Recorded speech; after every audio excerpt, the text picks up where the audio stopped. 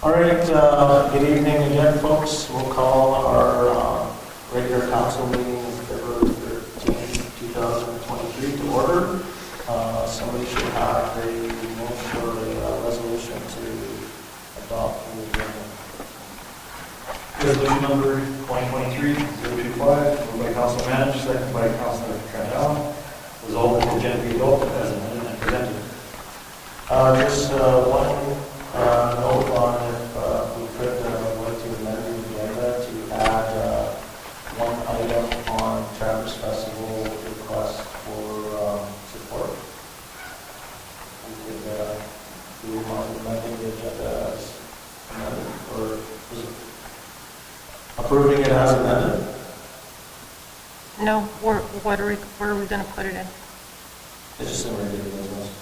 Okay. You okay now? Yes. Festival added. There it is. Okay, all in favor? Anybody opposed?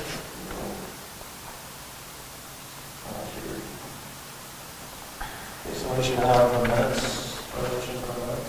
Resolution number 2023-026, moved by Councilor Manage, seconded by Councilor Allen. Resolved that the minutes of the regular council meeting of January 23rd, 2023, and the special meeting of February 6th, 2023, be hereby approved. All statutory declarations have been complied with. Call the question? All in favor? Opposed?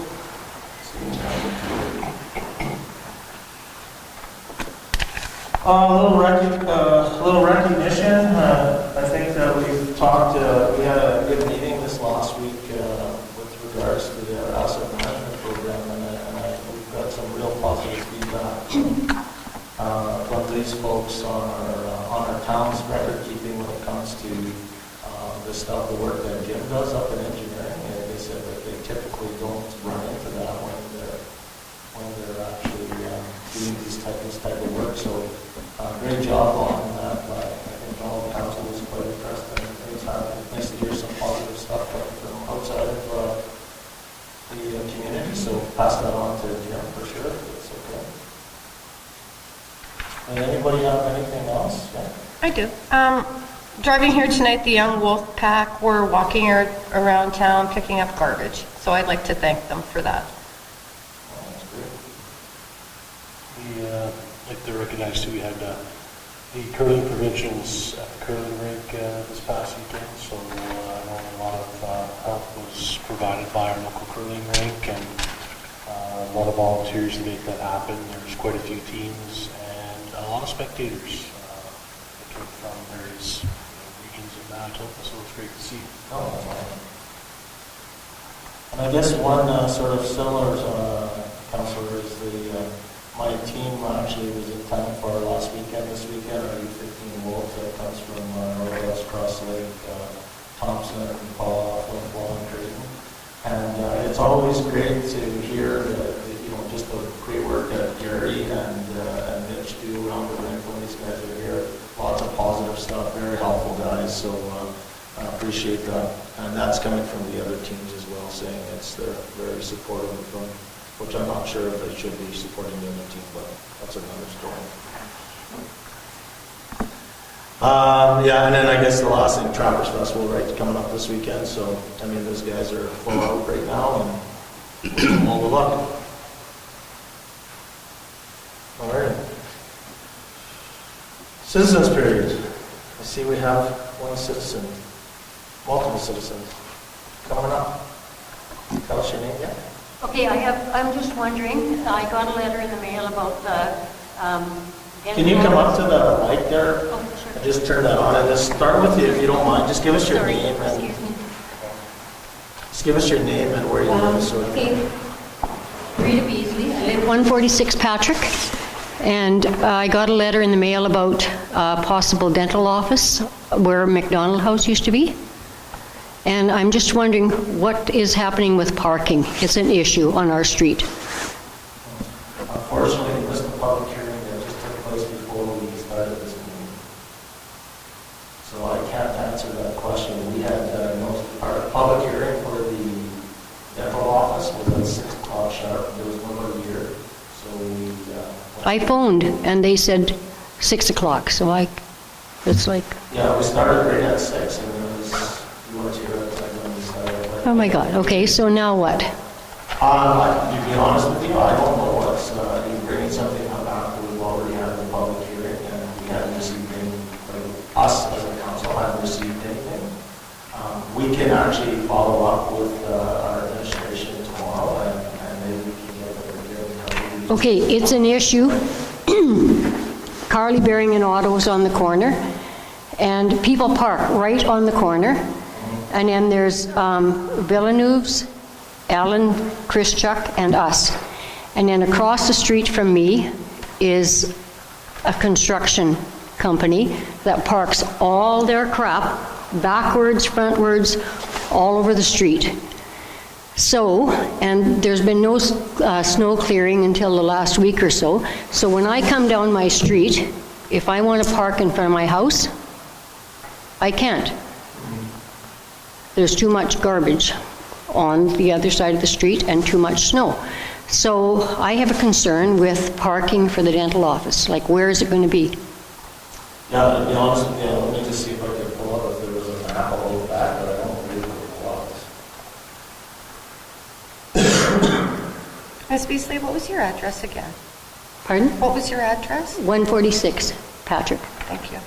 Yeah, unfortunately, we don't have anything around what the outline of that parking is. They would have to follow whatever parking regulations would be, I would assume, some, you could help me out with whatever parking regulations that would be zoned for.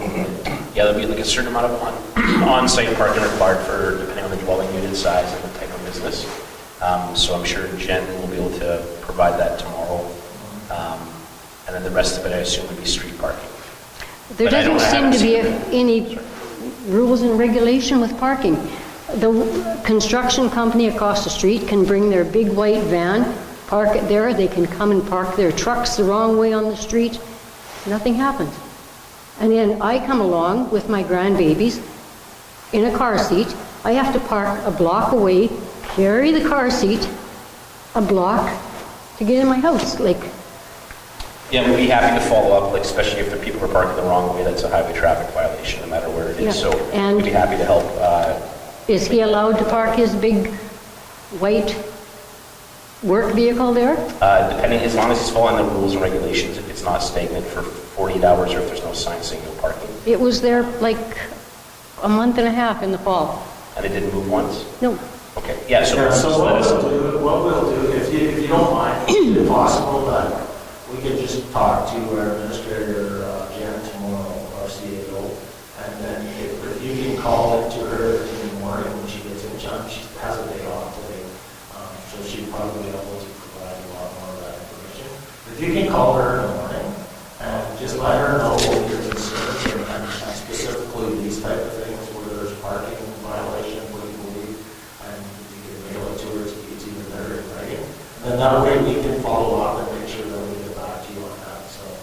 and even as far as snow removal this year, our street has been terrible, and then the neighbor went and cleaned their side, dumped it on our side. And my husband's going out with the snow blower, trying to clean that mess up. It's hard as a rock. Yeah. Like- Well, unfortunately, we've gotten hit with a lot of snow this year, and our crews are doing their best to stay on top of it, so, I mean, there's priority streets that they're working on, and your neighbors shouldn't be shoveling snow to your yard, that's not very. So what do you do in a case like that? I don't want to fight with my neighbors, honestly. Probably, or call it down. Yeah, you can call the 100 number and. Who do I let us ask know. for? You're the lucky one? Well, 627-1125 is also the engineering department. But if you call the main office line, Sean can transfer you to the Okay. appropriate department. We can help you resolve some of these. Yeah, no, we've lived there for like 30 years. I've never seen such a mess on our street, ever. Ask Patty. Like, it's a mess. Yeah, I knew that, but I guess not sure what exactly. Yeah, we're unaware right now if there's been any applications for a variance when it comes to parking as well, as far as I know. But if your neighbors are doing something that they shouldn't be doing and their vehicles are parked the wrong way, you could always call the RCMP too. I've It's called the another town. option. It's like, I don't know. But I think, I hate to be a pain in the ass, I think if they're going to have a dental office, they need to have a no parking up to the end of that chain link fence by McDonald House. Put a no parking on that corner, because as you're going around the corner by Carly Bearing and Auto, you're risking your life. Like, you come up to the corner, people are creaming around that corner trying to turn down Patrick, and they're right there. If you don't turn over, pull over enough, they're right there. Well, we have the right guy here tonight. What was that? I was just saying, like, you've raised a lot of different concerns on a lot of different fronts, where some of them might be valid, but so when you, instead of maybe calling Jen, if you can give us something in writing, that would be very helpful for us to kind of manage all those different concerns you have. Because there's a host, there's parking, there's lines of sight potentially. And that might be a good idea. It'd be nice to look to see specifically what you're referring to, but in writing would be very helpful. Okay, who do I address it to? Probably because it's zoning, it'd probably go to Jen really, yeah. But it'll get to the right people as long as it gets to this building, Okay, please. yeah, it's concern. Dangerous. Well, I appreciate you coming down. Okay, thank you. We will tell you both about it. Okay. Next. Yeah, so I thought you guys were together, that's what I said.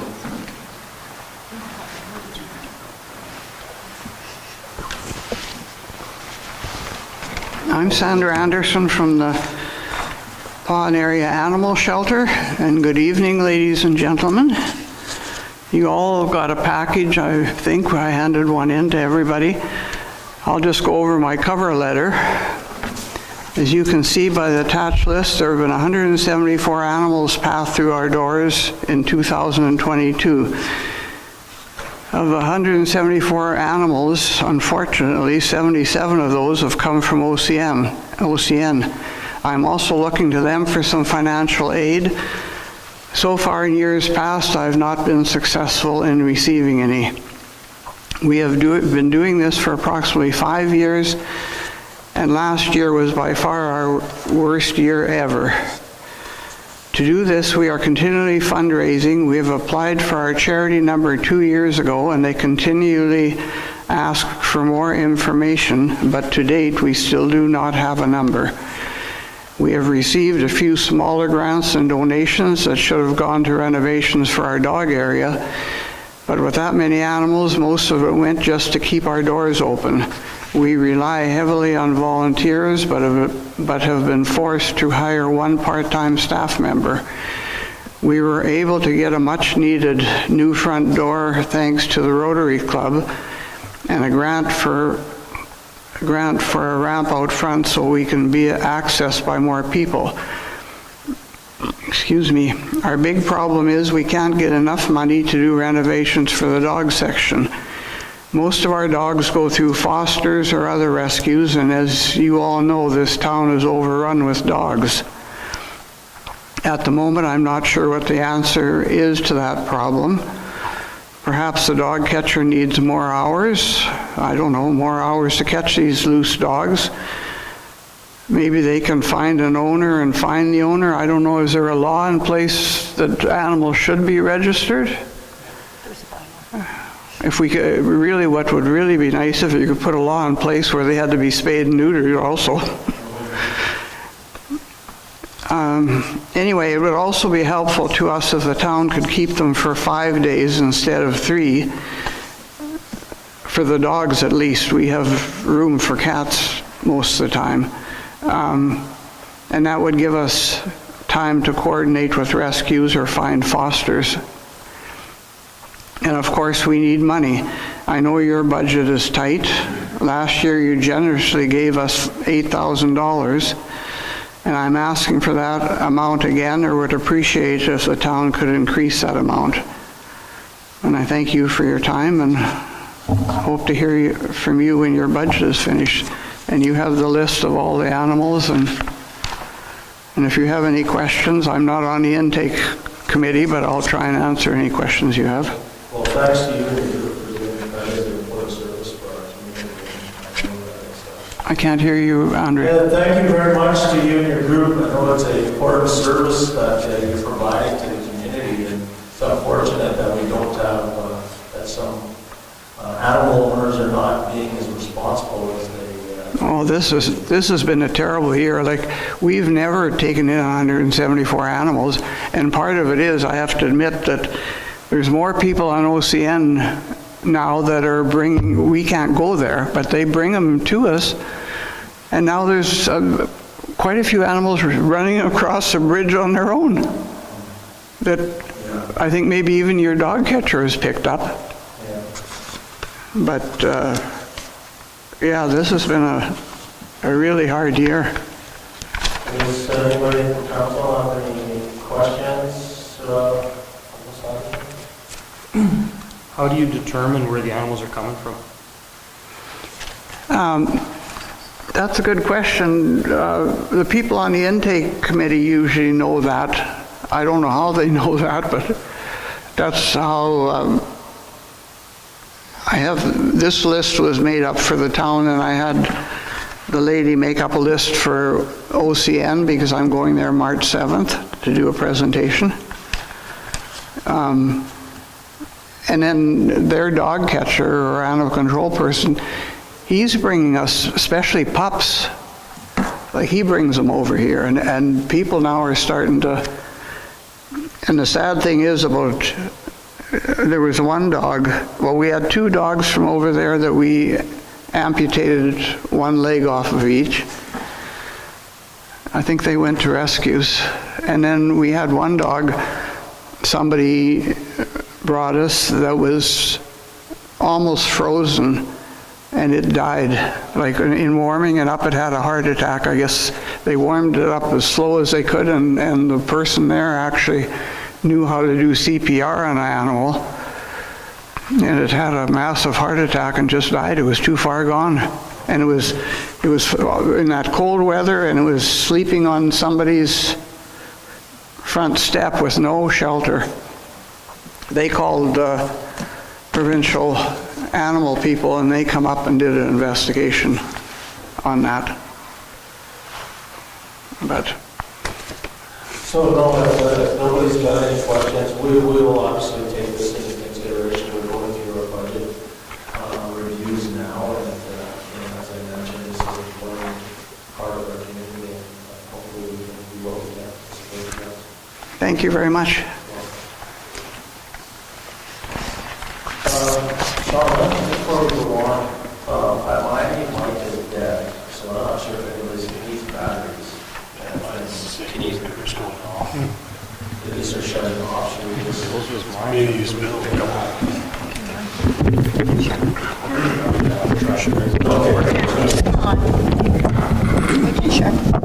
Yeah. Just put it on. Okay, perfect. No, it's there. Well, Randy is off. Okay, our RCMP friends, you want to come on up?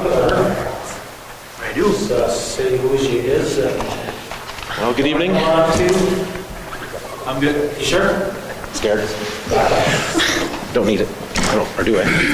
Thanks for coming up tonight. Yes, Brent Lemieux here with the RCMP in town. Good evening.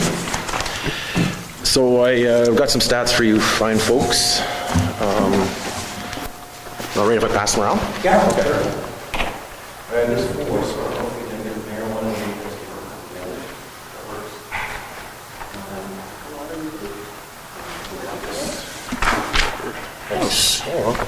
I'll share with you. Okay, so the very first page, that's our org chart. That's how we're structured in the office.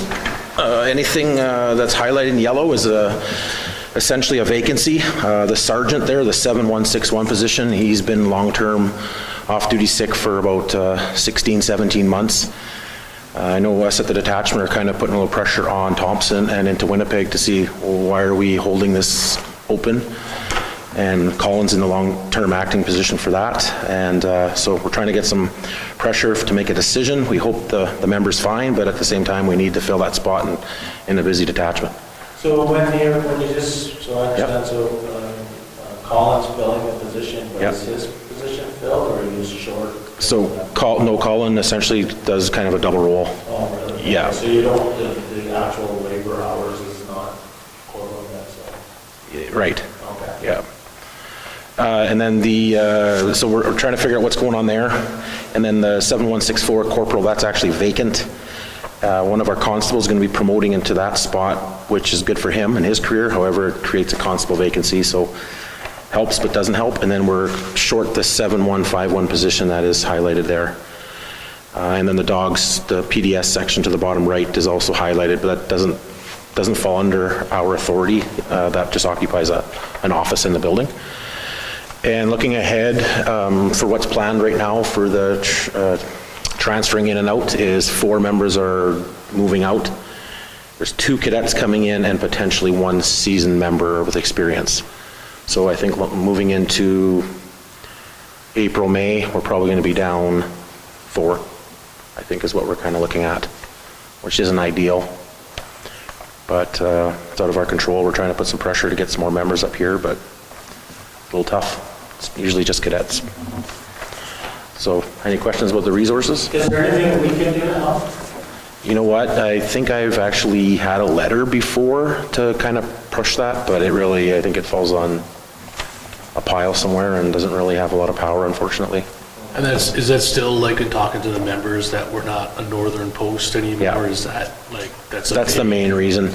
Overall, for like policing, even with our raise that we got, we're not getting the applications. People just don't want to take policing as a career anymore, just with what you see on TV and what's going around. So yeah, it's unfortunate. We thought that with the higher pay raise that we would see that, but it hasn't happened.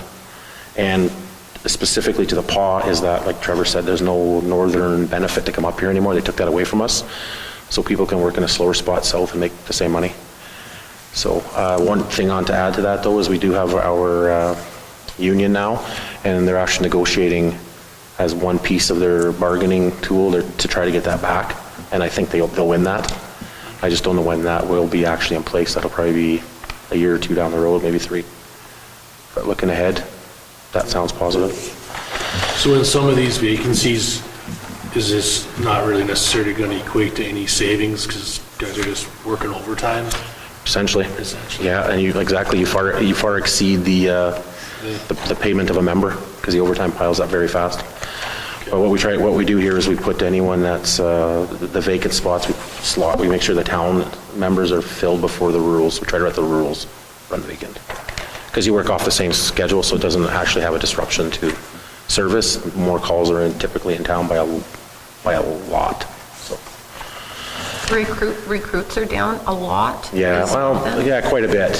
I think it's about the same that they were down before the raise. They just thought the raise was going to bring it up. But it didn't. And I was talking to a guy, Corporal Dale Sinclair, came from the south a few months back and had a meeting with me, and he said, Brent, the numbers just aren't there. He said it's not even so much about the RCMP or the city police. He said policing entirely in Canada, the applications are immensely low. Yeah, just people don't want to do it. So if you're good with that, on the next page, there is a map there. So we usually give you the monthly mayor's reports. And I know I was talking to Andre, and we just tried to see if that we could make a little more stats per zone. And this is what we have off our reporting system. So if you see there, it's all marked. I don't know why there's not an M1. I don't understand that, but it starts at M2 and goes all the way to M8. You'll see M7, that's just the mill. I was told that that's because they pay taxes to the town that they get their own zone. So that's M7. But the rest you can see is right straight in town. And if you go look at the stats there, I put them in order these stats are from December of 21 compared to December of 22. So if the first 3 pages will give you the total number of calls for December of 21. So that'll show 47. That makes sense? Yeah, so that's for December of 21. Do you see that? It'll say reported 47. on the third page. Okay, then if you go to the next 3 pages, gives you December of '22. Yeah, and if you go to the third page, it shows 48. So pretty comparable between, 47, 48. yeah, and that's in, if you look at the top left, that's M2. There you go. Oh, okay. Yeah. Yeah. And then if you keep going, you can compare 21 to 22 in all the zones. And so without looking through all of it and adding up like the numbers right now, I've kind of actually written them right here. So for M2, it was 47 in December of '21, and then 48 in December of '22. M3, 71, again in December of '21, down to 54 in December of '22. M4 was 60 in December '21 and 93 December '22. M5, 54 December '21 and 56 in December '22. M6, 66 December '21, 97 December '22. M7 is 1 December '21 and 0 in December '22. Again, M7 is the mail rate, so pretty slow. And here's the numbers. So M8, 354 in December '21 and 411 in December '22. So that clearly shows you that the majority of the calls are sitting in M8. Is there an actual code for, yeah, it'd be interesting. Yep, we could do that. Yep. Yeah, I could give you pretty much anything that council wanted, working off that. It's a little better information than just the straight mayor's reports. Yep. So it was, for M2, it was 2% higher in '22. M3 went down 24%. 4 was up 55. 5 was up 3.7%. 6 was up 47%. 7 is just down 1, and then 8 was up 16.1. And then again, when you have council has time, they can flip through each M2, M3, et cetera, and look at what the actual stats were, organized. And on the one column, it shows what's reported, what's unfounded, and what's actual, and then by charge. But we always go by what's reported, because whether there's charges or not, the guys are still going to deal with it. So that's the true stat. The charges will always be lower than the reported, obviously. Brian, Yes? does M8 end at, I guess at the corner of Michael? Probably a line to show where it ends and where it ends. Okay, sorry, Trent, what was the question? M8? Yep. And then M4, like, where's the line that divides them? Is it right at the, I believe it's where, if you'd follow the red line straight down. so right at the corner of Michael, basically? Is that 7th there in the blue? Yes. Yeah. Yeah, and M8 actually takes the highway. So if you get a complaint that comes in down Gordon on Fisher, you follow the curve, that the road itself falls under M8.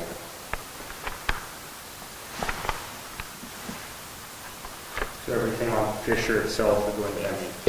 Yeah, that's what I was told this morning. So that was my first question, what actually takes these streets that divide it, because you can't divide a street, right? So, yeah. So yeah, M7 and M2 are your slowest.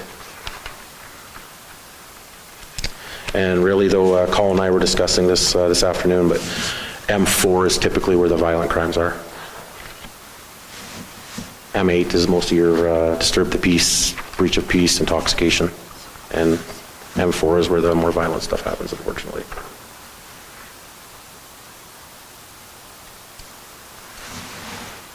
Aren't your guys spending as much time as they used to at the hospital?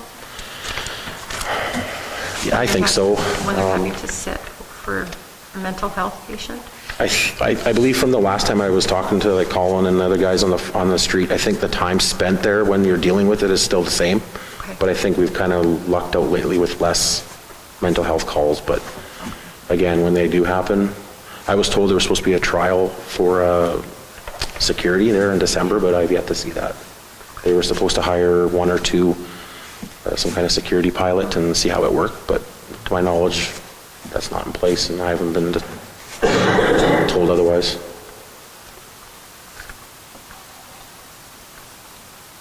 And the transportation, that was taking up some time too, wasn't it? Yes, but typically the time that takes it is this time in the seat, because I would say probably 9 out of 10 times, whoever we bring there is released, but the member sits there with them until the doctor says you're released. It can be 3 to 4, 5 hours. Transportation does add on when it is actually like a formed visit to Winnipeg or wherever they order them to. Thanks. Any other questions for Brent or Colin before we let them go on their way? So with everything that's going on in Hemi, I'm going to assume that's where the bulk of your time is spent? That's where the bulk of the dispatches are too, yes.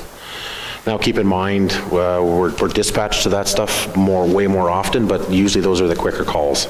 So those are, you get there in 10, 15 minutes, hopefully you find who was called about, and for the most part, those people are lodged, so you're done those calls in, let's say, a half an hour, whereas the calls in the other zones usually requires like an actual investigation. So although there's less, the time would almost, I would say, not quite equal out, but M4 and M4 and M5, yeah, and probably some M3 would be a lot more investigational, especially M4.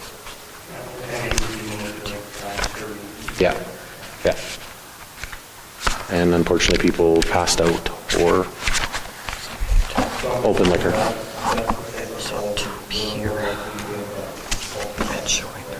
Yes, correct. Well, I don't know where the community safety officers are. I don't know if that's still going to happen or being in discussion. That would be probably a lot to, once that's finalized, like how that's going to work, if they're able to bring people in and meet us. Like we'd have to come to them, right? But that would help at least with hopefully keeping that subject there, or maybe if not there, then they're pushing them out to somewhere else that's not impeding anyone downtown shopping or, trying to just go out for the day or whatever they're doing.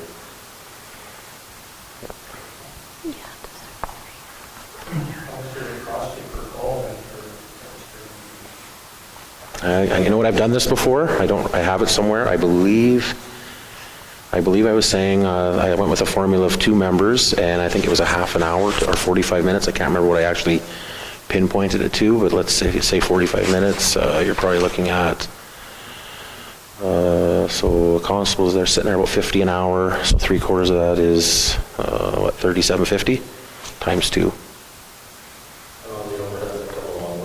Yep. There you go, yeah, if you want to factor in fuel. Probably Yeah. $600 or $700. Yeah, I don't know if it was that high, but it's higher than you'd think. Yeah, it's probably probably 300-400. Fully loaded cost for a constable is probably not, it's probably $180 an hour. So cover that. And then you also have to consider the guard that's watching that said person. Yeah. Yeah. Yeah, it's not cheap for sure. No. Most definitely. Anything else?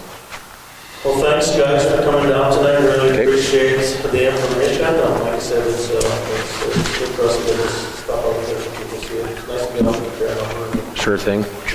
And yeah, if you want a different way of those stats, please let me know. Yeah, no, I'm sure we will over time. We'll Yep. want something a little bit different. And it's just, like you said, I like to see the trends. And, Yep. I want to try and find the areas. It's a good, when we look at this from December to December, it looks like a bit of an increase.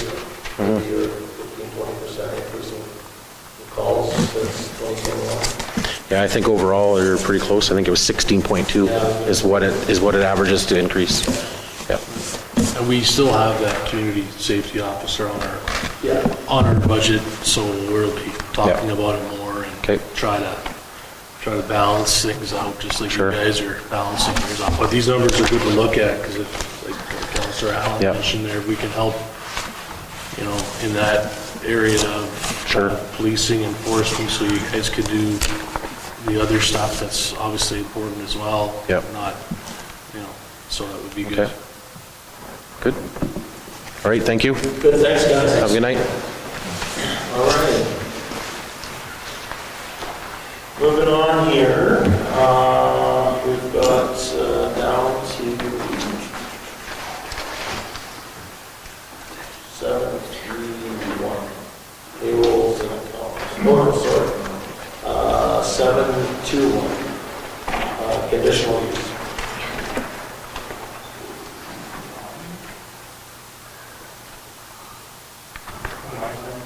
Yeah, I don't know if someone else is there.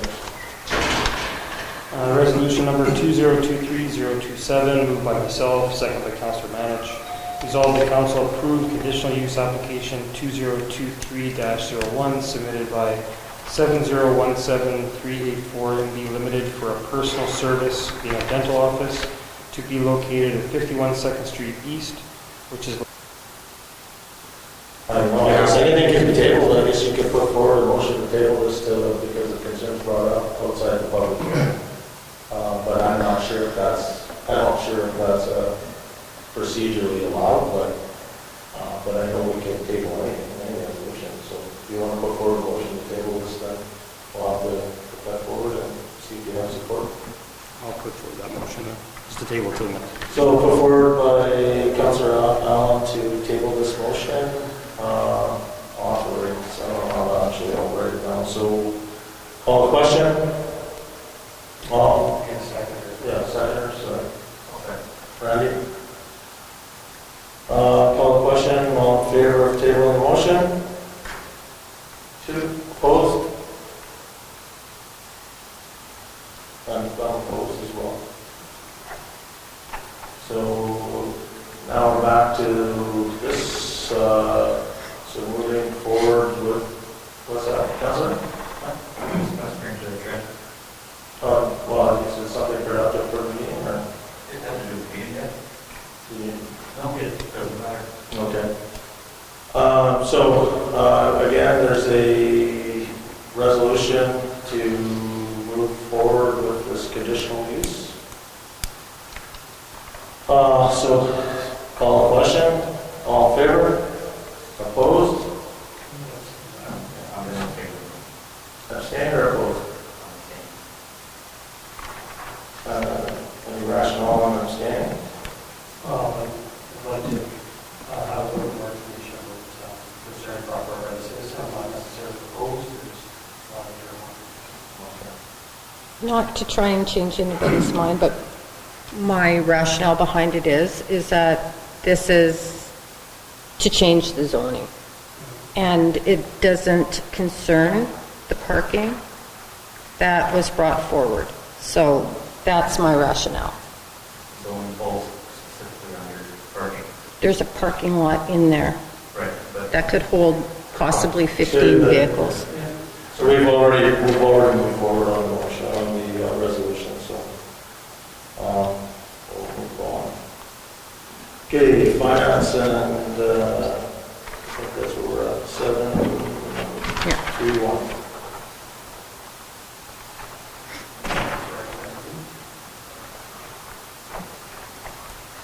Resolution number 2023-028, moved by myself, second by Councilor Manich. Resolved that council authorize the following accounts. Pay period number 2 in the amount of $105,847.11. General checks number 29423 to 29471 and 29473 to 29501 in the amount of $363,769.32. EFTs in the amount of $787,054.80. Any questions on the registries or checks, EFTs? Seeing none? All in favor? Nobody opposed? Yeah. 732, Council and conflict. Moved by myself, second by Councillor Atkinson, to resolve the council authorize the following accounts. General check number 29472 in the amount of $413.50. Call the question. All in favor? Anybody opposed? Or Not abstained? opposed, but abstain. Yeah.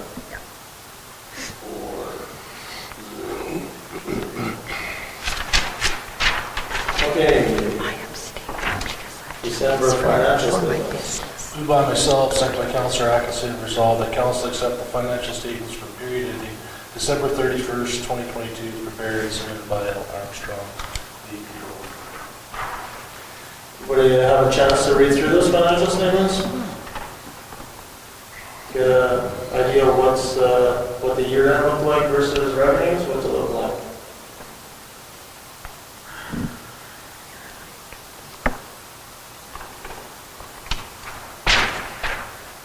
So without her completing month end right now, it looks like that we're going to have a surplus against our spend, right? Our revenues are higher than our expenses. So there potentially is going to be a surplus. I guess we'll have to figure out where that surplus comes from and see get a little bit more details on that. Personally, I thought with the push that we did on budgets last year, I thought we would see more overspend on budget. Right now, this is showing about 270,000 surplus. But again, Laura hasn't completed one yet. If you look at revenues are higher than, other revenues are a lot higher than actual what we had put in our financial plan, and our expenses were higher than what we put in our financial plan. So we did spend more money in our budget, but our revenues were a lot higher, especially around the airport. We'll see what that shakes out. Anybody else have any questions with the financials?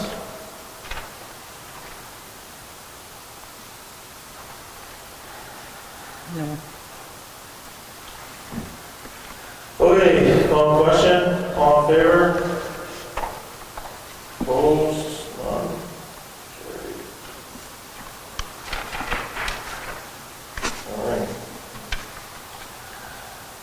So let's, can we insert that other letter that I've given you, Councillor, just in front of this other Trappers Festival stuff that we added to the agenda? Sure. It won't have a number. Yeah. Okay. So resolution number 2023-033, moved by myself, second by Councillor Lane, resolve the council authorize the following support for the 2023 Northern Trappers Festival. Waiving the rental fee for the Roy Johnson Arena and the Winton Pool. Waiving the rental fees for the tables from KRC. Sponsorship for the family fun events with a grant of $750.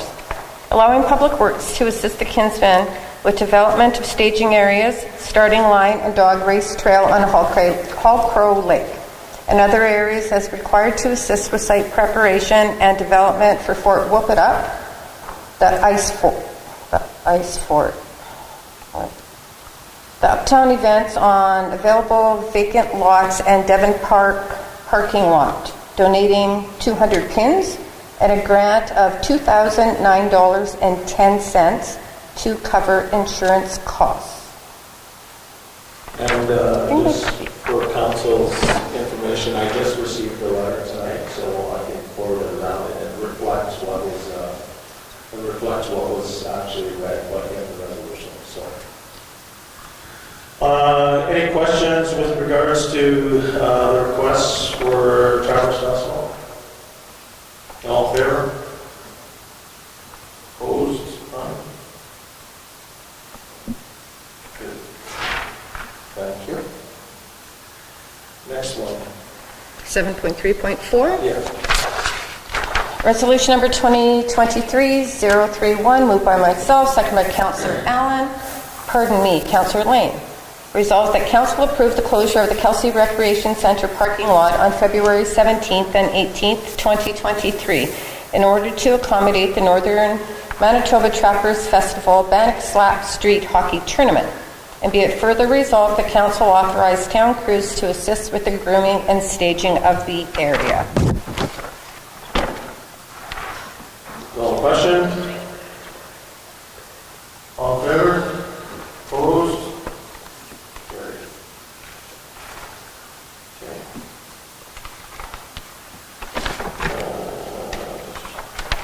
So Winter City Shake-Up. Resolution number 2023-032. Moved by myself, second by Councillor Lane. Resolved the council authorize Kelsey Paddock, the recreation assistant, to attend the 2023 Winter City Shake-Up in Winnipeg from February 15th to the 17th, 2023. All in favor? Or call questions, sir?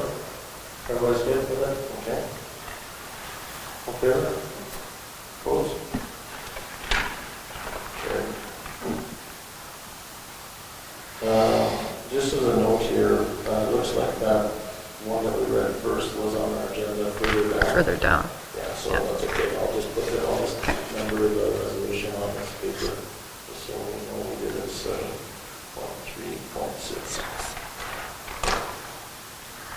Okay. Okay, thanks for moving around my current copy here. Moving down to general correspondence. I guess reports of committees, this is where we're at. Get my cheat sheet out. So, museum board. There was a meeting last Tuesday, it was able to attend, but they are going over the collection management policy. That's super, doing overhaul, so they're going to go through that. And we were hoping to get appointed a new board chair and vice chair done at the meeting, but there's still enough people there to get that done. After, I think, 20 years, my client was not going to be chair going forward, so we had to find out what the next meeting was. And the director, the Councilor Glacier, there's some interviews coming up, I know we're getting put on last week now. okay. So we're not gonna be- Any questions with our museum board? Anything else? Chamber of Commerce, Councillor Hopper's not here. CDC, Charlie, you want to give an update? Yeah, we had a meeting today at lunch.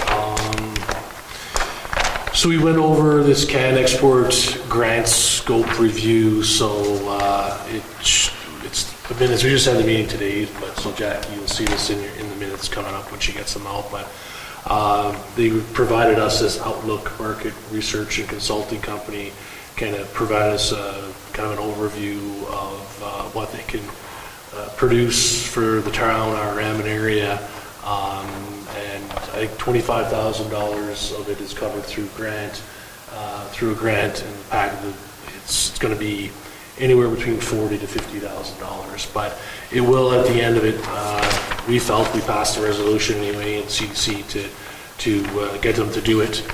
So we kind of have a nice working document at the end that we can present to anybody in various areas of economic development. And I could talk on and on about this, but when she includes the minutes, it gives a full package of what they would provide the town, the RM area, like I said, from transportation logistics, literature review, stakeholder interviews, situation analysis, value proposition, and so on in their plan. And like I said, we're paying very little because $25,000 of it is paid through a grant. The big thing with What that was it too called is again? just having that package ready to go. I'm not package ready to go if there's an investor comes to town. You know, it's all lined up, ready to go, and it's globally, it's not just Manitoba type thing. We also went through and looked through our kind of our dashboard, so basically kind of our plan. But our plan, as you know, or the CDC's plan, comes from meeting and talking with the RM and the town, because we're the ones that set the priorities. So she gave us an update, and she's got the 5 key areas there with partnerships, community capacity building, investment attraction, business retention, expansion, and communication promotion. And she kind of highlighted a few areas that she went through, and she met with PBDC and who else, the EDO from there, and a few other people that they haven't really met with in quite a long time to kind of see what's happening in their area.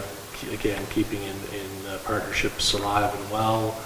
We talked about meeting with the contingent that's coming up for Trappers Festival and creating a briefing note that's detailed but not, not a 10-pager, just a one-pager of some things that we would like to bring to their attention. For one, we've talked about it here before, the new rules with people, wildlife rules, bringing that up. There's a few other items that we suggested to put on the agenda as key points, as to some good things too. We do have a community campground that's, I think most of you have seen that proposal that Jackie's done up. So maybe that's kind of a somewhat shovel-ready project that they could help along this way sooner than later. And there's other things in there as well that we were going to talk about. A little bit of example also, like it's Minister Nesbitt's coming actually, so he's the natural resource guy, but we'll plant the seed a little bit with infrastructure and sort of share our high-level findings around the asset management program, what it's kind of telling us on that. And then, keep sort of talking about that, becoming that, because there's a lot of buzz even outside of our community with regards to this Senate Port Road, this North Port sort of discussion and shipping things like, green hydrogen and LNG and products and gray and everything through the north. So, we just want to make sure that we're, open for business on this stuff. And there's another meeting that I think everybody here will be invited to as well, that UCN was willing to host, but now they can't, but they are going to pay for it. It's that after the parade on Wednesday at, I think it's 6:30, but there'll be info there, and there'll be more of an informal meeting if people want to attend that as well. And other than that, there were a couple of in-camera things, and I believe those are also on our in-camera as well. So. Yeah, you'll receive the product there as well. And she also commented on, as you know, the housing meeting, the housing assessment. She said that went really well, and lots of people coming to visit. Not all people, though, filled out the survey, so that was kind of unfortunate, but she did say there was an online survey, and she was hoping to get some people to sign that. So once that's, the deadline for that's done and over, she'll have a report back to say X number of people were surveyed. And I mean, at the end of the day, we all know we need housing and we need all types of housing. So it's that's certainly not a secret, but it'd be interesting to see if there's any other info that comes out of the survey. Yeah. Okay, destination marketing, Councillor Ward's not here, Cedar Lake, Councillor Atkinson. Nothing to report. Pardon? Nothing to report. Recycling Board, Councillor Manich. Meeting was scheduled for the 9th, quorum didn't exist, so meeting is canceled. Library Board, Councillor Lane. No meeting since our last meeting, so we have another one coming up. I'm not exactly sure when, but it's within the next week or so. So, no scan, no Kelsey Klein, no KSD meetings, I don't believe it. No. And anything from our youth council? Yes, so I want to acknowledge, first of all, our snow crew has been doing a great job. We had a lot of snow, but I had a couple of concerns about some of the snowbanks being too large and just obstructing traffic, like the view of traffic. I don't have any specific intersections for you, but that's something that I've been hearing over the last couple of weeks. I think many of us are also seeing that around the community as well. So our good friend Sam is the municipal superintendent, so I'm sure he's noting these type of things, and I know the crews are out there right now clearing snow on 7th Street and trying to get those banks down. But thanks for bringing that up. Anything else on that? I guess I would just add, I did meet with the students this morning at Scott Damon Junior High, the French students, welcomed them. Shauna gave me some toques and some pins. We were chatting this morning. And I also was, I did sit on a panel with former Chief Christian Sinclair, the president of Métis, Judy Mayer, and Doug Lovestead on the weekend with the President's Student Leadership Program. It was a group of students from Winnipeg mainly, but there's a couple of local people that were involved in that, and it's about indigenous economy and indigenous cellular relations and those type of things. It was a great session. It was a great opportunity to hear from our neighbors and our our colleagues, Christian and Judy. So some great questions. So that was on Saturday morning.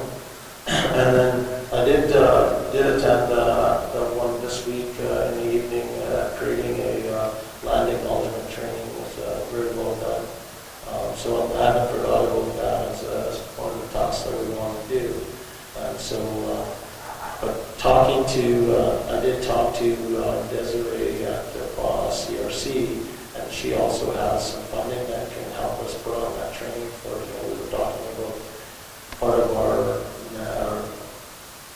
call to actions is to train all of our staff, but there's some really good speakers out there. Myself and Sam were talking about it, that we might be able to bring somebody in, and Desiree may have some help with us on that through a grant to do that. So maybe we can roll that out through the whole community and get it into the high school as well, to get the right person into the junior high schools and stuff like that, so that we can all learn sort of thing.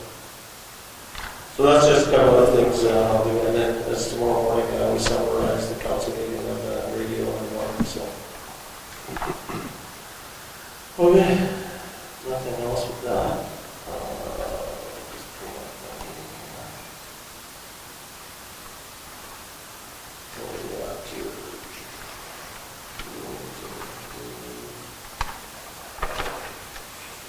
Some correspondence, everybody chance to look at the Hudson Bay Road Association. So lots of great work done by that group there. $146 million invested last year. I think this is going to be a real key for us in the future, and I would expect that we would probably want to become a member of this for $300 going forward. So I'm sure Councillor Ward will bring this up when he's back in the chair, and I think he's back in the country now. So we'll wait to see what he has to say, but I'm sure we'll. Anybody have any questions about correspondence? No? Okay. Here's a letter from Lisa Capolino, Forest Management Corporation. So just giving us an update on their the 20-year, I think it's a 20-year forest management plan. It's quite when you think of, if you've ever seen, I've sat through a little bit of this, it's quite in depth on what they do there, study the cycle, the movements, and to make sure that they're doing the right things so that our forest is sustainable. So it was really just an update letter. I don't think anything else needs to come on in there. Anybody have any questions on that? Alrighty, citizens period. We don't have any other citizens except for our good friend Sam. So we'll move into committee of the whole. Did I miss anything, Sean? Okay, good. Okay, resolve that we do now move ourselves into the committee of the whole with Mayor Murphy in the chair to discuss matters requiring our attention. All right.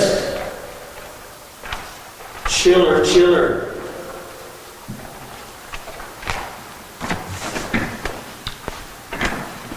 Okay, good evening. I'm sure some of you are aware that Chiller is reaching a point of becoming a little problem. Sorry, go ahead. Just for people that may be watching, Sam, can you just give an outline of what the actual chiller is, and just a little bit of history so people know what we're talking about? Well, the chiller is a big component in our refrigeration system at our arena.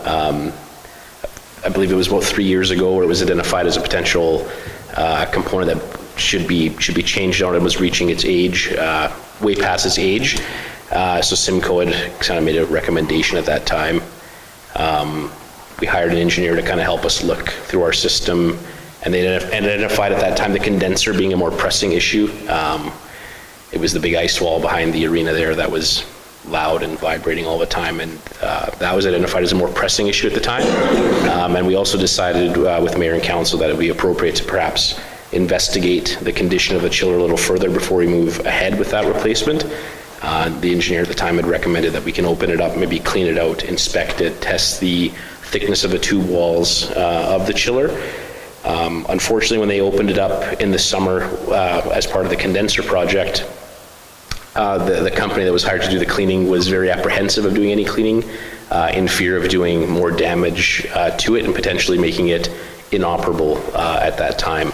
And in the package, there's some photos of some of the sludge, if you will, that's left behind in the chiller, which includes some shavings and filings from, we believe is from when the headers were replaced at the rink. We believe that's how that stuff got in the system. And it was recommended at that time that we don't go ahead with the cleaning and the washing of it because it may wreck the tubes and it may not have worked. So that's a little bit of the background. I do have like a little bit of an amendment to the issue sheet. We've asked the engineer to reach out to Simcoe to ask them to price hold for 30 more days. We were hoping at this point to have already heard back from one of the grants that we'd applied for. So we're hoping still in the next week or so we'll have that information back to help us make a good decision here. And also the second grant that we applied for by the end of this month will also have that information. So we've reached out to Simcoe. Simcoe is talking to their supplier to see if they can price hold for 1 month from today. So this is more maybe for information today since we're not up against the gun. So sorry, go ahead. And their pricing, Sam, is typically good for 30 days only? Yes, typically, yeah. Which is a little bit of a short window, but when we were planning the issue sheet or the timing of it to close, we were hoping to know where the grant was at that point and timing it with a council meeting so that it could come right to you guys once it closed. So it didn't work out exactly as we'd hoped. So Sam, what happens if this thing fails? We won't be able to make ice next year if it does fail. And what's a typical delivery of this type of equipment? 10 to 12 weeks, I believe, is what he wrote in there. It was written in the Simcoe. It was from the engineer. 10 to 12 weeks is what the anticipated delivery time would be. So even if by waiting another month, we're still okay on that in terms of being a summer project. So we're not up against the timeline at that point. But any time I think after March, we're going to be pushing our luck in terms of getting it done in the off season. Yeah, I'm thinking along the lines just so people understand that if it does fail in January next year, it's likely the impact is that you don't actually have a functioning stadium. Yeah, any sort of mid-season failure would definitely disrupt the entirety of the season. Yeah, we'd lose an entire season if it happened during the season. Even in the off season, if it happened, we'd probably lose at least half the season at the least. Are you, if this is a go, and are you worried that when it's hooked up, there's other things that... Other gremlins that creep into I can't see it. Like the condenser transition was fairly seamless. We'll have to remove some of the wall panel to remove this chiller from the building itself. That may be problematic if we run into something there, but a lot of the work and the prep work can be done even before the chiller arrives. So like once the season's over in anticipation, but that's also tricky because if you start ripping it apart and pulling it out, then you're really handcuffed. So until we have the chiller being shipped, I don't know if we want to start any work, but there are things that can get in the way, like piping issues and stuff, but nothing. I'm just more concerned and I don't know enough, I don't know what this thing does, what it hooks up to. I'm just kind of concerned that there's another 40-year-old part that hooks up to another 30-year-old part, and... Well, isn't like, don't you have a leak somewhere within the ice shed that we pump that?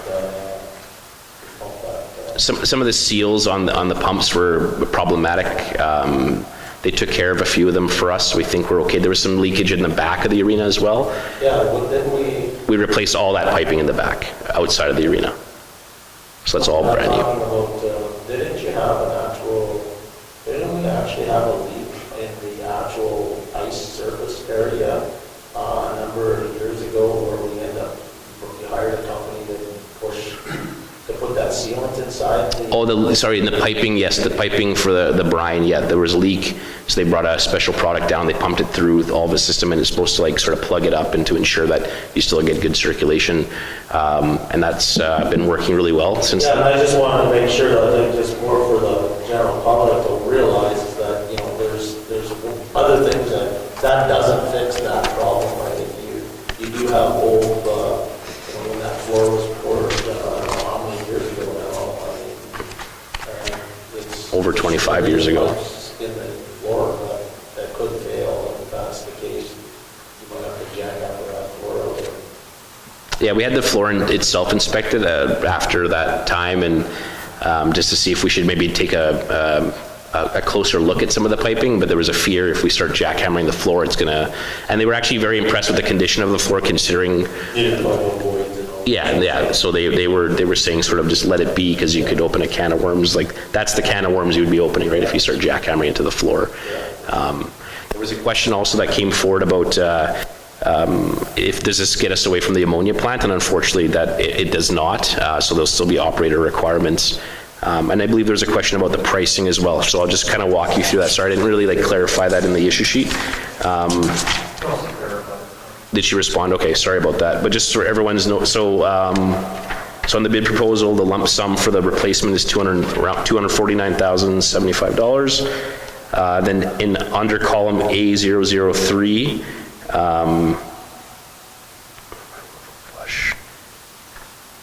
sorry, let me just make sure I'm saying the right thing here.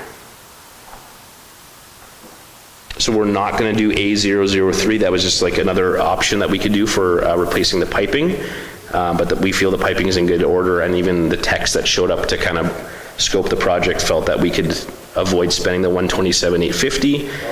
And then the A04 and A005, it's an either or for those two columns. So if our lagoon can handle it and we can dispose it locally at 5 parts per million for the chromate, it would only be $82,590.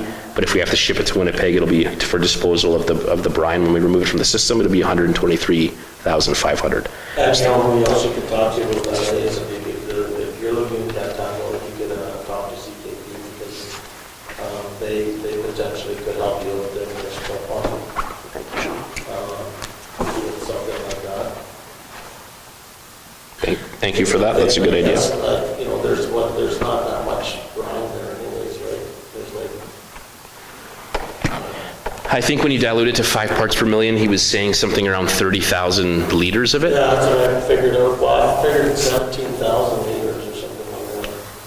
But yeah, I think that there's an option there that we could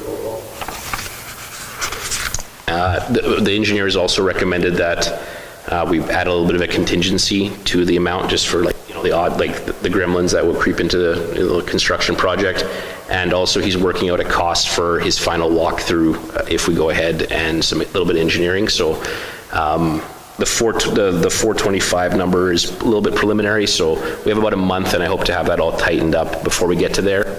I also have to speak to the controller about if we don't get the grant, like the pots of money that we'd be pulling from. Would there be, Sam, like, would there be actual, or maybe this, well, I don't know, Sean, I don't know if that's Jen, but could we create like a process to have like a user fee on, I think they do that in the past on the arena users, like, not so much the arena users, but like, you know, rental per, instead of, of course, I don't know how much hourly rate is for ice right now. The organizations like hockey and figure skating stuff, they pay a facility fee. Yeah, but could we, like, if we're replacing these type of equipment, could that group, those user groups pay a little bit extra to kind of help without taxing the entire community, sort of? I think that's a really good option to look at it, because it's coming from those who are the most consistent users of it. I think that'd be an appropriate. I don't know, like, I know there is a fee, like Shauna said, there is a fee that they're paying. Can we up the fee? Can we modify the fee? I believe as council you could make that determination, and I can't see why not, but we can definitely take it for information to kind of bring it back as an option. Or if you guys can find a grant for all of the equipment. And like our gas tax right now, it's I don't know what, something that maybe, I'm not sure what the balance is, or? Yeah, so there's gas tax, there's some hydro funds, there's a few different pots of money that we could pull from, but we've been pulling it in different directions, so I just want to clarify with Laura kind of where we sit. There's some other projects we have coming up, like we have some playground equipment. I know it's a little bit off topic, I apologize, but we have some playground equipment we want to install this summer. So that tender's going to have to go out soon. So next meeting, I'll be bringing for information some more details about some of those capital projects that we want to kind of get kicked out the door that are seasonally necessary, some paving, stuff like that. So you'll be seeing my face more, unfortunately. So, okay, Sam, we're always happy to see you, my friend. So yeah, so there'll be more information coming forward, even for information at the next meeting once I get updated from JBB, which is the engineering firm that's helping us. And hopefully we can get the price held for the month, and then hopefully we'll hear back from at least one of the 2 grant funds. Sorry, go ahead. Oh, you can finish. Yeah, we hope to hear back. That's like the linchpin for us a little bit, right? The money, we know that it's a lot of money to ask of a tax base. So if we can get at least 50% of it covered through one of these grants, I think it would go a long way in helping us make this decision. In terms of the brine, I don't know about it the way you and Mayor Murphy know about it. So if all of it was to just go to the town lagoon, what would that do? How much would it suck up? That's not even the way, I don't even know how to ask the question. Right, so in order to do this process with a new unit, you don't want to reuse the brine, because I had asked that question as well. Can we not just filter the brine, put it back in the system? And he said that's a pretty expensive process, and you're not going to get a good product back in your system. And with a new unit like this, it just is going to hurt kind of the mileage you'll get out of it, for lack of a better term. So the recommendation from the engineer is to once pull all the brine out of the system, like all the material, and then just put new material back in. So then the disposal of it, because it'd be hazardous, becomes a little bit of an environmental challenge. So we can either take it to Winnipeg at a disposal site, or we could try to dispose of it ourselves, or potentially the mill, which is a nice option. I didn't think about that, so I'll look into that. That does a... Yeah, they need to treat that. So that's why it costs so much.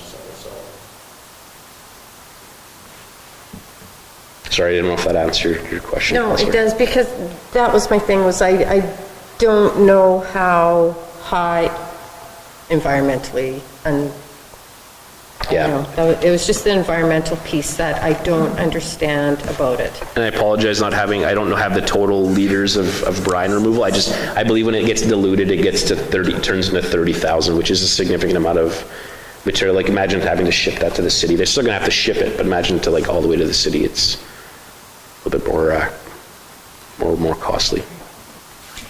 Thank you. So if that is the only option, locally or Winnipeg, you can't install a Flin Flon or install I believe Flin Flon has, Winnipeg has a depot, like a specific place for it. We can explore if doing it, I put the question into our engineer that helped us with our lagoon upgrades. So he's kind of looking into it to see. I'm a little nervous to put it in our new lagoon with everything sort of just the bugs are sort of just developing, and I don't really want to upset, especially in the winter right now, to upset them would be, or this summer, I guess. CPP could help, they actually have a snow farm, so that they can actually take it and they can trickle it back into the system, and that amount of brine that's not a big amount for them to deal with. I'm sure, but it's just that, I don't know, chemically, if they can deal with it, that's we have to touch bases with the technical manager at Times of Patience, and she'd probably be able to say, yeah, because it's like I said, it's not that big a deal for that small amount. Well, I'm saying that, I don't know, I'm not a chemical engineer, so. Yeah, I just looking at the numbers, it's about $41,000 difference between here and there. So is that 41,000 strictly the transportation, or otherwise it's so much?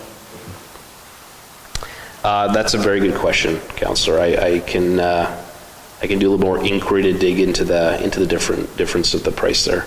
I believed it was all transportation, but I don't know that. In my mind, that's what it was, but I don't know that for a fact. So I can clarify that for the next meeting.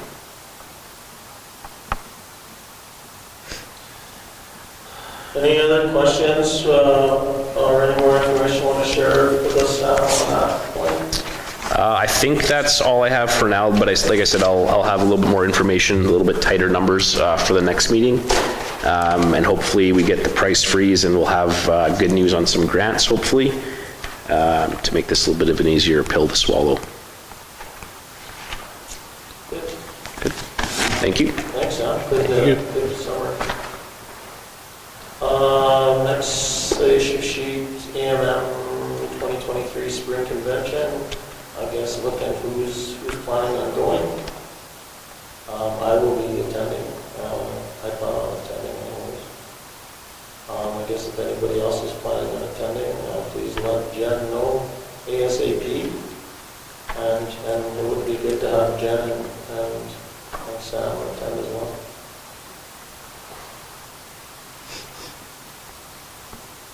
Just for information right now, we'll let Jen know.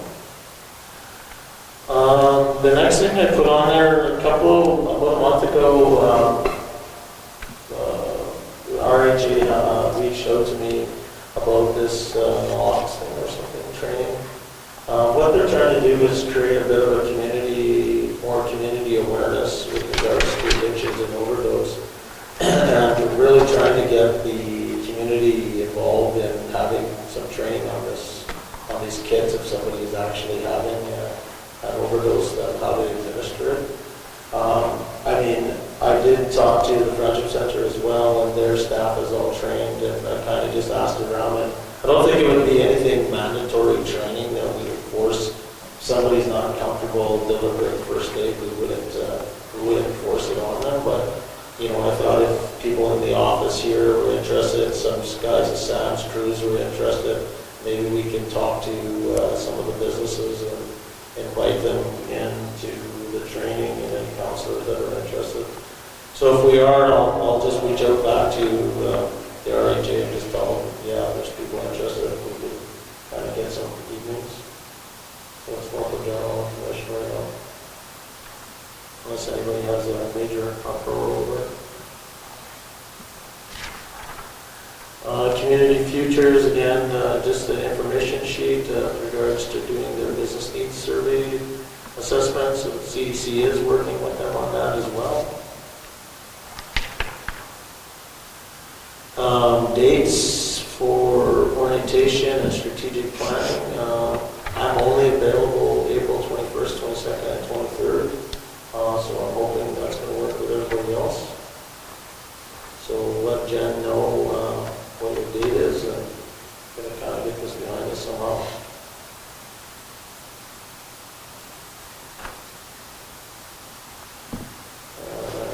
And fire safety inflatable house. Everybody's seen that issue sheet, so the DO is looking for between $5,000, what did I do there, $5,000 to $10,000 or something. I gotta go look at that.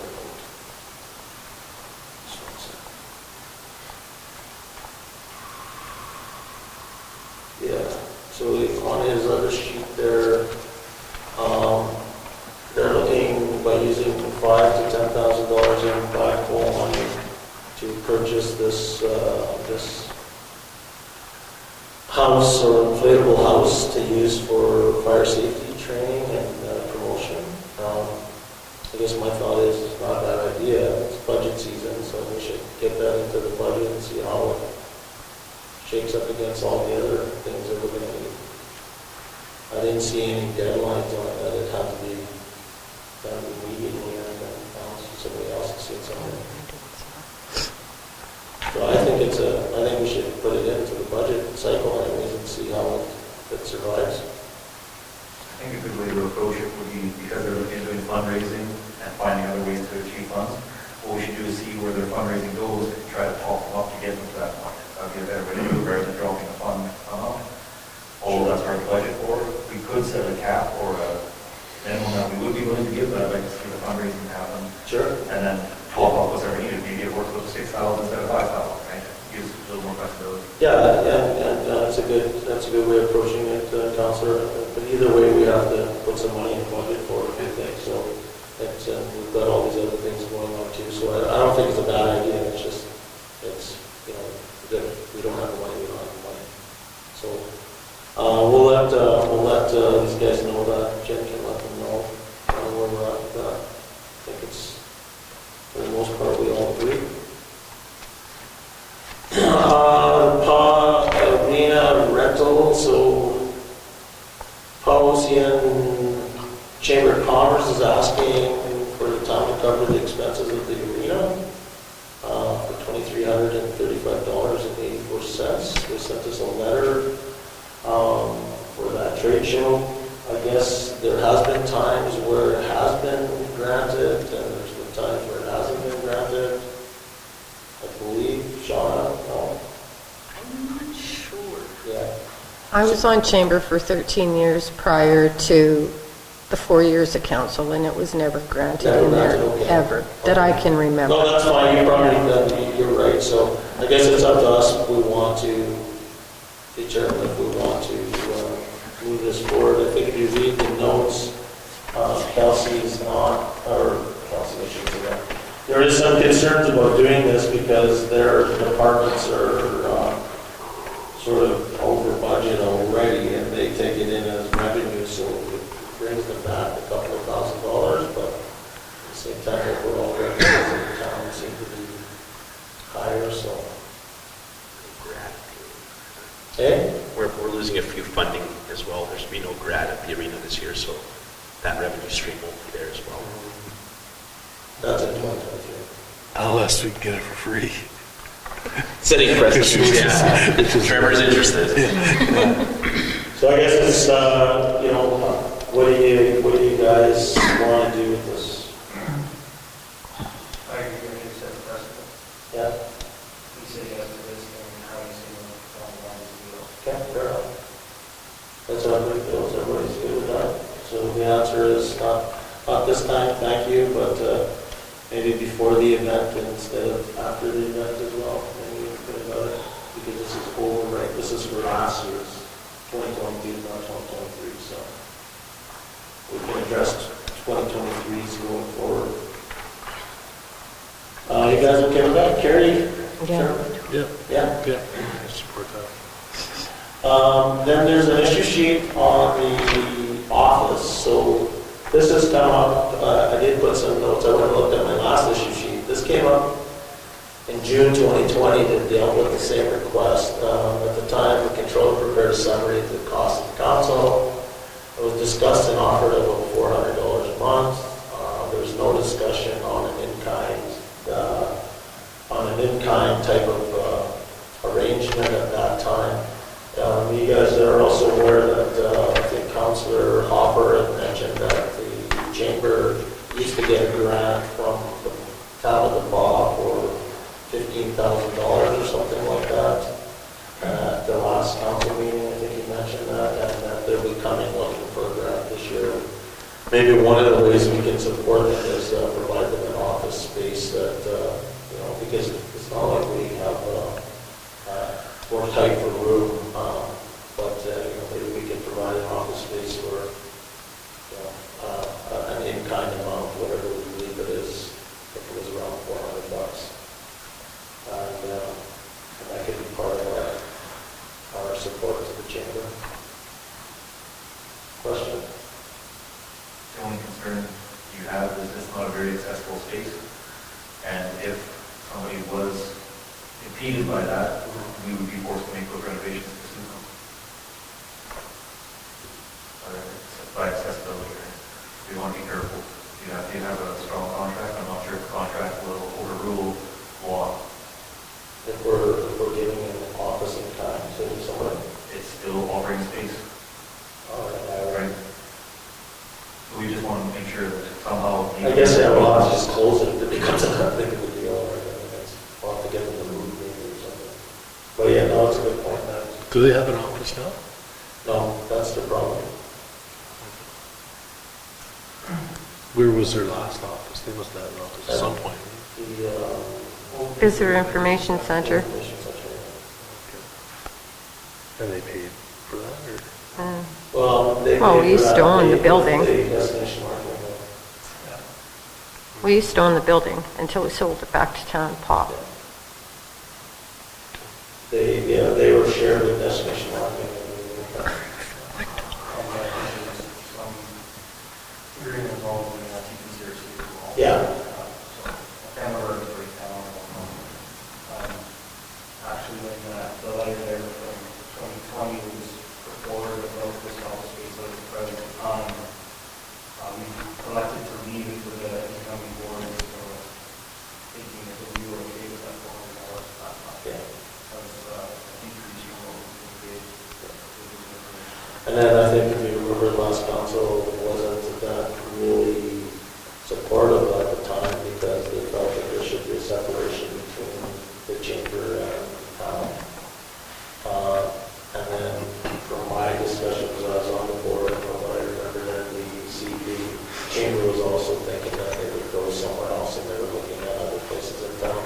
And COVID hit and then, then it's kind of been, plans would turn on from there. I personally think it's a great idea for us to have chamber move into the office other than the legalities. Like, I don't know if there's a legal reason why we can't do that. Our building is empty. I think dragging in more people and having more things into this building is better for us. It also shows our support to the Chamber of Commerce. And if they're going to be coming and looking for grants, I don't think we have a lot of cash to float around, so we can give in kind sort of donation. I think it's something we should look at. We're all in favor of using the office space. Again, I'm not going to go precedent, so you say yes for that, I'll be saying no for that. Yeah, and I think that's a good point, Councillor. But I think we have to kind of look at it as a one-off as well. We have to be, even though we're setting precedent, this is not like we can always say no. It's based on Case this by case. request, after this request only, and not get tied up. Well, you did it over there, we're not to sort of. But I hear you. That will come.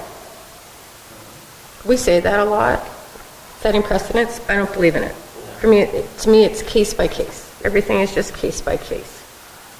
So should we get our friend Shauna to let Jen know we need a resolution for next week and they can touch bases with the chamber. Keep in mind Councillor Manich's comments regarding accessibility. If we don't want to get on the hook for something where, they take an office upstairs somewhere or on the KRC side or wherever, next thing you know, we're having to put in an elevator. So resolution for Yeah. office. Yeah. I think that we also need to possibly ask more questions as to whether or not, because they won't be able to hold their board meetings in an office. So where would they be able to hold their board meetings? Would that be in the KRC? Would it be like? Well, I think we need to ask. There's a big room right beside Jackie's office as well. I just don't know the specifics behind that. I think we can work those details out, but in general, the concept, we support the concept of giving an in-kind donation of an office space, and we'll work out the legalities of it. Okay, that's I that. don't know. Easy peasy. I think. Okay, food, I don't even know what this was, so I don't know about this. I'm not really sure what they're looking for. So anybody, council? I'm being a main counselor. Oh, I'm main councilor. This came up with a discussion, it was the 3-hour meeting or potentially 3-hour meeting last week there for us at management. I just had asked the question if there was going to be something there or not, because it was at 5 o'clock, I'm off at 4:30, so it's going to be rush hour. Yeah. That's something or not, and so that spurred the discussion about that there's no real set policy or anything for this, and Jen, I just want to clarify. I think it's really an issue that can be resolved by, from what I understand, not having to do that. Yeah. So it's at 5:30, 6 o'clock, or probably reasonable.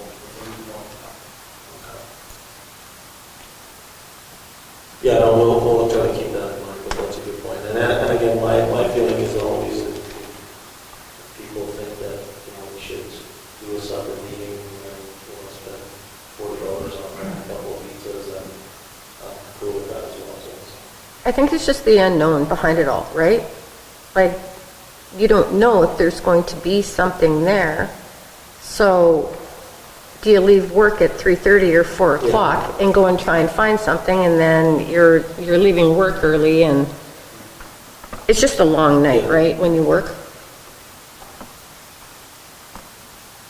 No, that's a good comment. But 5:30, that would be perfect. That's plenty of time.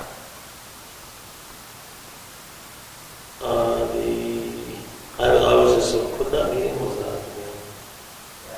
Asset management. The Valhalla Co-op's putting together this ad thing, this community calendar book for residents, not businesses, in the book. So it's looking if we want to advertise, want to put something in there, half-page ad of the town. Says it's not in the budget, but this would be for a 2023 budget, August going forward, but it's $190 for a half page. What do you guys want to do with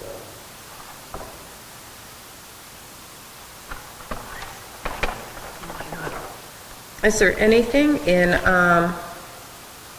that tourism budget? Is there anything left in that at all? Yeah, I don't know if this is the tourism list. Do we need to advertise in this book? Like, I don't know. I mean, we've never done it before. Like, I've never even seen the book before. But it's just their phone book. We can put our ad in there with our emergency numbers and inside the book. I don't know what this book is either. So the average is book is for residents, use on city residents, just for alcohol. So it's just getting certificated in building. That's what it, So it looks like. yeah. It's like a residence calendar. Like, Probably community events and things like that. yeah. It doesn't look like there's a lot of support behind that, so we're going to just, we'll pass this time, Sean.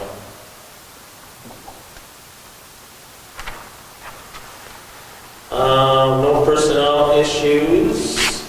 All we have last is some in-camera stuff. So thanks for coming out again, sir. Thank you to our community members. We don't, that are watching. We don't expect any resolutions or anything out of, that come out of camera, so we'll see you next week. So be resolved that we do now move ourselves into the in-camera portion of the committee of the whole with Mayor Murphy and the chair to discuss matters requiring our attention. Oh, gee, that